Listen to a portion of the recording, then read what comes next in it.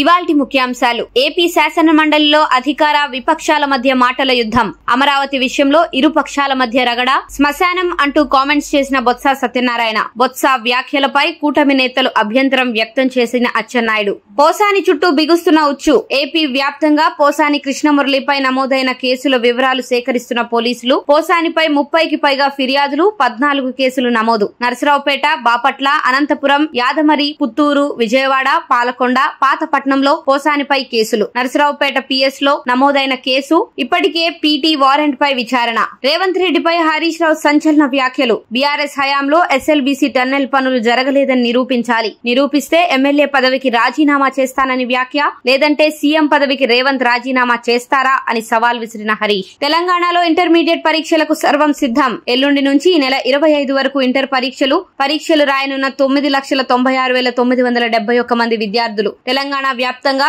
1,532 పరీక్షా కేంద్రాలు ఏర్పాటు. 29,992 మంది ఇన్విజిలేటర్లు, 72 ఫ్లయింగ్ స్క్వాడ్స్, 124 సిట్టింగ్ స్క్వాడ్స్ తో పర్యవేక్షణ. పరీక్షా కేంద్రాల్లో సీసీ కెమెరాలు ఏర్పాటు. తెలంగాణ జాగృతి ఆధ్వర్యంలో పోస్ట్ కార్డ్ ఉద్యమం. మహిళలకు ఇచ్చిన హామీలు అమలు చేయాలని డిమాండ్ చేస్తూ 10,000 పోస్ట్ కార్డులను సీఎం కు పంపిస్తున్నామని కవిత ప్రకటన. ఈ నెల 8 నాటికి స్పష్టమైన ప్రకటన రాకపోతే సోనియాకు లక్షలాది పోస్ట్ కార్డులు పంపిస్తామని వెల్లడి.